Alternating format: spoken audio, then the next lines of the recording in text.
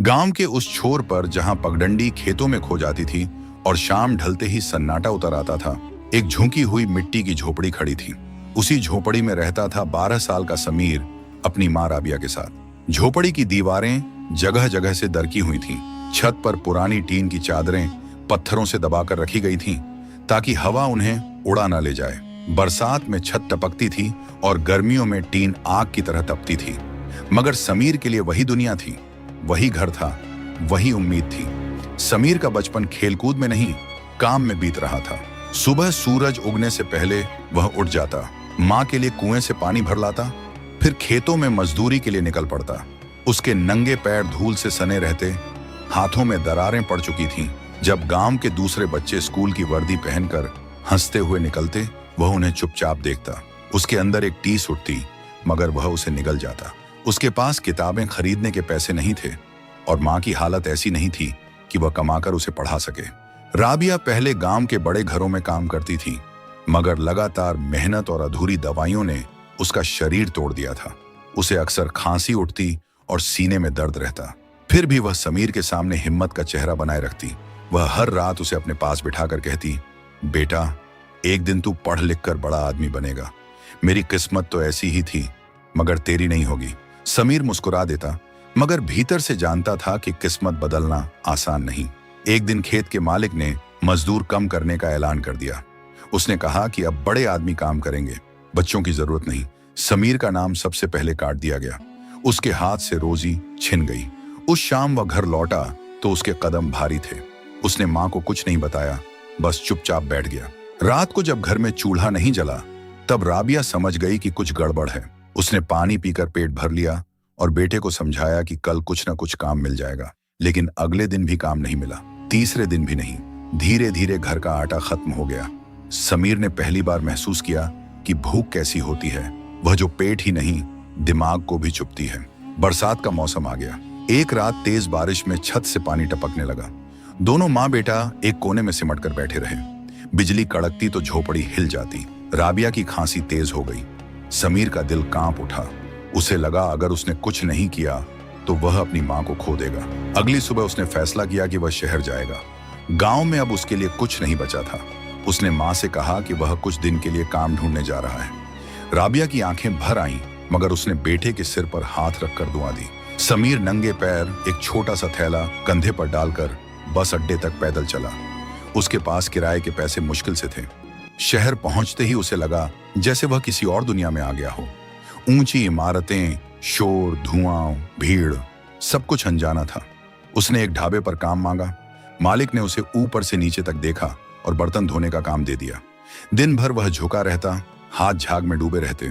रात को उसे बचे हुए खाने में से थोड़ा सा खाना मिल जाता और फर्श पर सोने की जगह। कुछ दिन तक सब ठीक चला, मगर एक रात ढाबे में चोरी हो गई। शक सबसे छोटे लड़के पर गया, समीर पर। उसने लाख समझाया कि उसने कुछ नहीं किया, मगर किसी ने उसकी बात नहीं सुनी। उसे बिना पैसे दिए निकाल दिया गया। वह सड़क पर आ गया। जेब खाली थी, पेट भूखा था और दिल टूटा हुआ था। उसने पहली बार महसूस किया कि गरीब के पास सफाई देने का हक भी नहीं होता। उसने फुटपाथ पर रात बिताई। सुबह सूरज निकला तो उसने ठान लिया कि वह हार नहीं मानेगा। उसने एक निर्माण स्थल पर काम मांगा। वहां उसे ईंटें ढोने का काम मिला। मजदूरी कम थी, मगर उसने स्वीकार कर लिया। हर ईंट के साथ उसे लगता जैसे वह अपनी किस्मत की दीवार उठा रहा हो। दिन भर की मेहनत के बाद भी उसकी आंखों में एक सपना था, पढ़ाई का सपना। एक शाम उसने सड़क किनारे एक बूढ़े आदमी को किताबें बेचते देखा। वह रोज काम के बाद वहां रुक जाता। बूढ़े ने उससे पूछा, पढ़ना जानते हो? समीर ने धीरे से कहा, थोड़ा बहुत। बूढ़े ने उसे एक पुरानी किताब दे दी और कहा, जब फुर्सत मिले पढ़ लिया करना, पढ़ाई ही असली रास्ता है। उस रात समीर ने पहली बार शहर की स्ट्रीट लाइट के नीचे बैठकर किताब खोली। शब्द धुंधले थे, आंखें थकी थीं, मगर दिल जाग रहा था। उसे लगा जैसे अंधेरे में एक छोटा सा दिया जल गया हो। गरीबी अभी भी उसके साथ थी, मगर अब उसके भीतर उम्मीद की एक लौ थी। उसे नहीं पता था कि आगे का रास्ता कितना लंबा है, मगर उसने तय कर लिया था कि चाहे जितनी ठोकरें मिलें, वह रुकेगा नहीं। भूख ने उसे तोड़ा जरूर था, मगर झुकाया नहीं था। शहर की सुबह गांव से अलग थी। यहाँ सूरज उगने से पहले ही शोर जाग जाता था। गाड़ियों की आवाज, लोगों की भागदौड़, मशीनों की खटर-पटर, सब कुछ जैसे एक दौड़ में शामिल था। समीर भी अब उसी दौड़ का हिस्सा था। निर्माण स्थल पर उसका काम ईंटें ढोना, सीमेंट मिलाना और मलबा साफ करना था। उसके कंधे पतले थे मगर जिम्मेदारियां भारी। हर शाम उसकी हथेलियों में नए छाले उभर आते, मगर वह दर्द को चुपचाप सह लेता। काम के बीच बीच में वह शहर के लोगों को देखता। कुछ लोग गाड़ियों में बैठकर मोबाइल पर बातें करते, कुछ बड़े ऑफिसों में जाते। उसे लगता जैसे दुनिया के दो हिस्से हैं, एक वह जिसमें वह है और दूसरा वह जिसमें वह जाना चाहता है। मगर दोनों के बीच दूरी बहुत बड़ी थी। फिर भी उसने उम्मीद नहीं छोड़ी। निर्माण स्थल पर काम करने वाले मजदूरों में कई लोग गांवों से आए थे। कोई सूखे से भागकर आया था, कोई कर्ज से। हर चेहरे के पीछे एक कहानी थी। रात को सब मिलकर रोटी बनाते और अपने अपने दुख बांटते। समीर सबसे छोटा था, इसलिए सब उसे छोटू कहकर बुलाते। कुछ लोग उसे प्यार से समझाते कि जिंदगी मेहनत से ही बदलती है, तो कुछ हंसकर कहते कि गरीब का बेटा गरीब ही रहता है। वह सब सुनता, मगर दिल में ठान चुका था कि वह खुद को साबित करेगा। हर रात वह उस बूढ़े किताब वाले के पास जाता।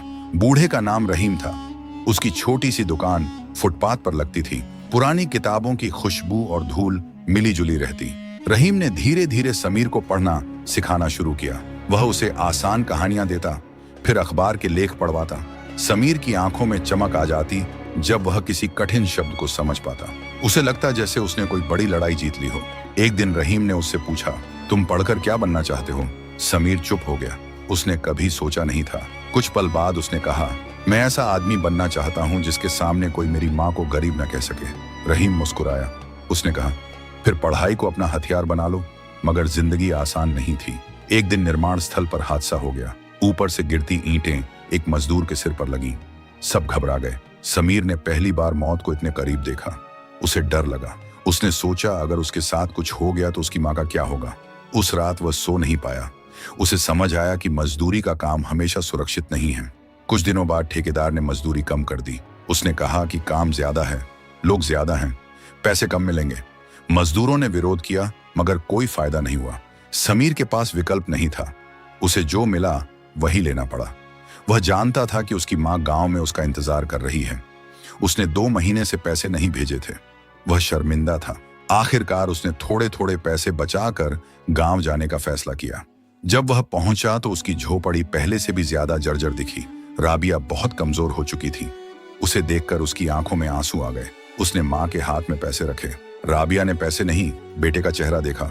उसने कहा, तू खुद को मत खो देना बेटा, पैसा सब कुछ नहीं होता। समीर समझ गया कि माँ उसके अंदर की थकान पड़ चुकी है। गांव में रहते हुए उसने देखा कि कई बच्चे स्कूल छोड़ चुके हैं। गरीबी ने उनसे उनका बचपन छीन लिया था। उसे लगा कि अगर वह भी हार गया तो फर्क क्या रहेगा। उसने माँ से कहा कि वह शहर वापस जाएगा, मगर इस बार सिर्फ मजदूरी के लिए नहीं, पढ़ाई के लिए भी। राबिया ने सिर हिलाया और दुआ दी। शहर लौटकर उसने अपना काम जारी रखा, मगर अब वह और ज्यादा मेहनत से पढ़ने लगा।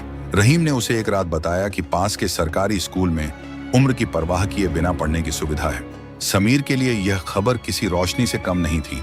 उसने अगले ही दिन स्कूल जाकर जानकारी ली। फॉर्म भरने के लिए कुछ कागज चाहिए थे जो उसके पास नहीं थे। उसे गांव से प्रमाण पत्र मंगवाना था। कागज आने में समय लगा, मगर आखिरकार उसका दाखिला हो गया। दिन में वह मजदूरी करता, शाम को स्कूल जाता और रात को पढ़ता। शरीर थक जाता मगर दिमाग जागता रहता। कई बार क्लास में उसे नींद आने लगती, मगर वह खुद को झटके से संभाल लेता। उसे लगता जैसे वह अपनी किस्मत से लड़ रहा है। स्कूल में कुछ बच्चे उसका मजाक उड़ाते। वे कहते कि मजदूर पढ़कर क्या करेगा, मगर कुछ शिक्षक उसकी लगन से प्रभावित थे। एक अध्यापक ने उसे अतिरिक्त किताबें दी और कहा कि अगर वह मेहनत करेगा तो आगे बढ़ सकता है। समीर ने उन शब्दों को दिल में बसा लिया। धीरे धीरे उसे पढ़ाई में मजा आने लगा। गणित के सवाल हल करते समय उसे लगता जैसे वह जिंदगी की उलझनें सुलझा रहा हो। हिंदी के पाठ पढ़ते समय उसे अपने जैसे किरदार मिलते। उसे एहसास हुआ कि दुनिया में उससे भी ज्यादा कठिन हालात झेलने वाले लोग रहे हैं जिन्होंने हार नहीं मानी। मगर एक और परीक्षा बाकी थी। निर्माण स्थल पर काम कम हो गया। ठेकेदार ने कई मजदूरों को निकाल दिया, जिनमें समीर भी था। अब उसके सामने दोहरी चुनौती थी, काम और पढ़ाई दोनों को संभालना। उसने छोटे मोटे काम ढूंढने शुरू किए। कभी वह सब्जी मंडी में बोरे उठाता, कभी होटल में अस्थायी काम करता। कमाई अनिश्चित थी, मगर उसका इरादा स्थिर था। एक रात जब वह स्ट्रीट लाइट के नीचे पढ़ रहा था, अचानक तेज बारिश शुरू हो गई। लोग भागने लगे। उसकी किताबें भीग गईं। वह उन्हें सीने से लगाकर किसी छज्जे के नीचे खड़ा हो गया। उसके भीतर एक अजीब सी जिद जागी। उसने खुद से कहा कि बारिश, भूख, थकान, कुछ भी उसे रोक नहीं सकता।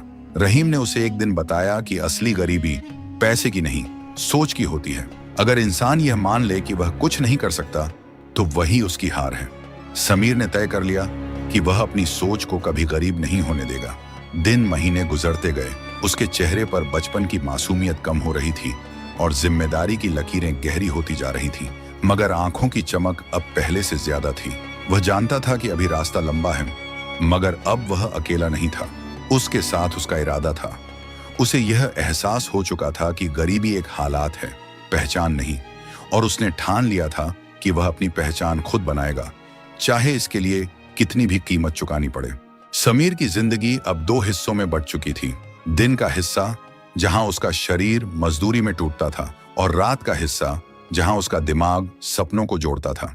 सुबह वह सब्जी मंडी में बोरे उठाता, दोपहर तक किसी दुकान में सामान ढोता और शाम होते ही स्कूल की ओर भागता। कई बार उसके कपड़ों पर मिट्टी लगी होती, हथेलियों पर धूल जमी होती, मगर वह क्लास में सबसे आगे बैठता। उसे डर था कि अगर वह पीछे बैठा तो शायद जिंदगी भी उसे पीछे धकेल देगी। धीरे धीरे उसकी मेहनत रंग दिखाने लगी। अध्यापक उसकी कॉपियां देखकर हैरान होते। गणित में वह तेज था, भाषा में भावुक। जब वह निबंध लिखता तो उसमें गरीबी की सच्ची तस्वीर उभर आती। उसके शब्द किताबों से नहीं, जिंदगी से निकलते थे। एक शिक्षक ने एक दिन पूरी कक्षा के सामने उसकी तारीफ की। उस पल उसे लगा जैसे किसी ने उसके भीतर की थकान पर मरहम लगा दिया हो। लेकिन जिंदगी सीधी रेखा नहीं होती। उसी दौरान राबिया की तबीयत अचानक और बिगड़ गई। गांव से खबर आई कि वह कई दिनों से बिस्तर पर है। समीर का दिल बैठ गया। उसके पास बस थोड़ा सा पैसा था। उसने तुरंत काम छोड़ा और गांव की ओर निकल पड़ा। रास्ते भर उसके मन में डर था, कहीं देर ना हो जाए। जब वह झोपड़ी में पहुंचा तो माँ बहुत कमजोर दिख रही थी। चेहरे की हड्डियां उभर आई थीं, आवाज धीमी हो चुकी थी। समीर ने खुद को मजबूत दिखाने की कोशिश की, मगर उसकी आंखें छलक उठी। उसने माँ को शहर ले जाकर इलाज कराने का निश्चय किया। गांव के लोगों ने मदद के नाम पर कुछ रुपए दिए, मगर वह काफी नहीं थे। फिर भी उसने हार नहीं मानी।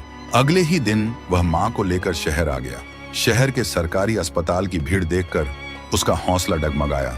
लंबी लाइनें, चिल्लाते लोग, थके हुए डॉक्टर, सब कुछ अव्यवस्थित था। घंटों इंतजार के बाद डॉक्टर ने कहा कि इलाज लंबा चलेगा और दवाइयां नियमित लेनी होंगी।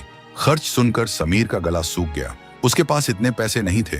उसने एक और काम पकड़ लिया, रात में गोदाम में चौकीदारी। अब उसका दिन 14-15 घंटे का हो गया था। सुबह मजदूरी, शाम स्कूल, रात चौकीदारी। नींद उसकी जिंदगी से लगभग गायब हो चुकी थी। कई बार पढ़ते पढ़ते उसकी आंख लग जाती, मगर वह खुद को झकझोर कर जगा लेता। उसे लगता अगर वह रुका तो सब खत्म हो जाएगा। राबिया उसे देखती और कहती, बेटा खुद को मत जला दे। मगर समीर जानता था कि यह आग ही उसे आगे बढ़ा रही है। उसने दवाइयां समय पर दिलानी शुरू की। धीरे धीरे माँ की हालत थोड़ी सुधरने लगी। यह उसके लिए किसी जीत से कम नहीं था। इसी बीच स्कूल में वार्षिक परीक्षा की घोषणा हुई। समीर के पास तैयारी का समय कम था। काम और अस्पताल के बीच वह किताबों को समय देने की कोशिश करता। कई बार वह अस्पताल की बेंच पर बैठकर पढ़ता। दूसरे लोग उसे अजीब नजरों से देखते, मगर उसे फर्क नहीं पड़ता था। उसके लिए हर पन्ना एक सीढ़ी था। परीक्षा का दिन आया। उसने पूरी ताकत से पेपर लिखा। जब परिणाम घोषित हुए तो वह अव्वल आया। उसका नाम पूरे स्कूल में गूंज गया। प्रधानाचार्य ने उसे छात्रवृत्ति के लिए नामित किया। यह खबर सुनकर उसकी आंखों में आंसू आ गए। पहली बार उसे लगा कि शायद किस्मत सच में बदल सकती है। छात्रवृत्ति मिलने से उसकी फीस और किताबों का खर्च कुछ कम हुआ। अब उसे थोड़ी राहत मिली। उसने चौकीदारी का काम छोड़ दिया और पढ़ाई पर ज्यादा ध्यान देने लगा। मगर सब कुछ आसान नहीं था। कई लोग उसकी तरक्की से खुश नहीं थे।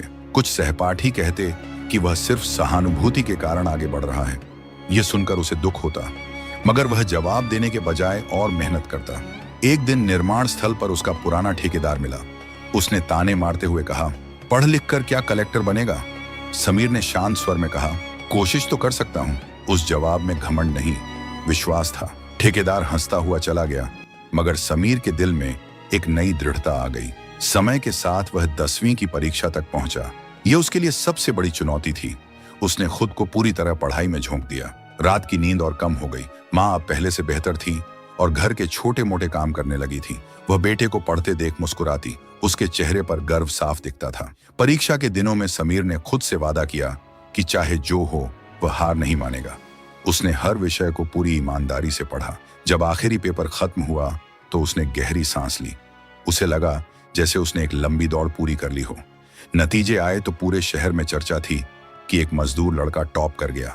अखबार में उसका नाम छपा। रहीम ने वह अखबार संभाल कर रख लिया। राबिया ने उसे सीने से लगा लिया। उस दिन समीर को महसूस हुआ कि मेहनत कभी व्यर्थ नहीं जाती।